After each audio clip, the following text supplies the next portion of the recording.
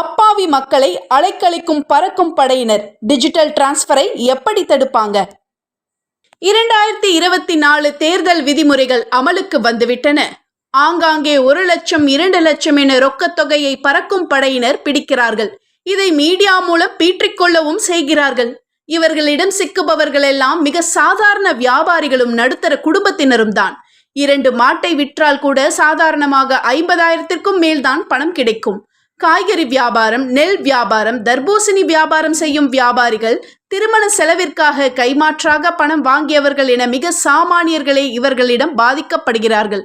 அதிகாரிகளிடம் பணத்தை பறிகொடுத்து விட்டு மீட்டெடுப்பதற்குள் அவர்கள் படாத பாடுபடுகிறார்கள். ஆனால் பணத்தில் கொழிப்பவர்கள் பணத்தை எப்படி எடுத்து செல்ல வேண்டும் என்ற சூட்சமத்தை கற்றிருக்கிறார்கள்.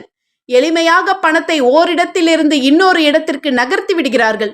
2024 நாடாளுமன்ற தேர்தல் ஆணைய விதிகளின்படி ஒரு வேட்பாளர் 95 லட்சம் வரை தேர்தலில் செலவு செய்ய அனுமதிக்கிறது.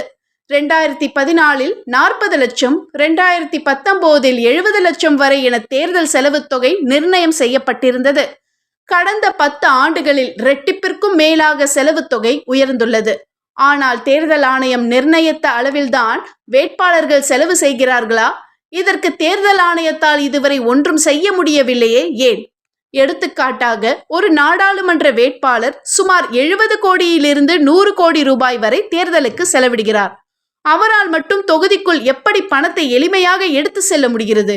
எளிமையாக பட்டுவாடா செய்ய முடிகிறது? தேர்தல் ஆணையத்தின் கெடுபிடிகளால் எந்த கட்சியின் வேட்பாளரும் பெரிதாக பாதிக்கப்படுவதில்லையே, ஏன்? இது ஒரு புறம் என்றால், பணம் டிஜிட்டல் மயமாகி கடத்தப்படும் வழிகளும் இன்று பெருகிவிட்டது. இதன் மூலம் பல்வேறு வழிகளில் ஓரிடத்திலிருந்து இன்னொரு இடத்திற்கு பணத்தை எளிமையாக கடத்த முடியும்.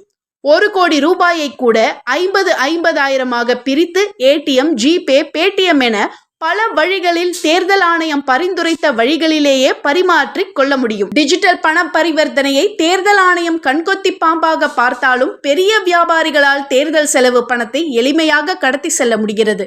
இதற்கெல்லாம் தேர்தல் ஆணையம் என்ன செய்ய போகிறது? வேட்பாளருக்கு ஒரு நீதியும் வாக்காளனுக்கு ஒரு நீதியும் ஏற்புடையதல்ல.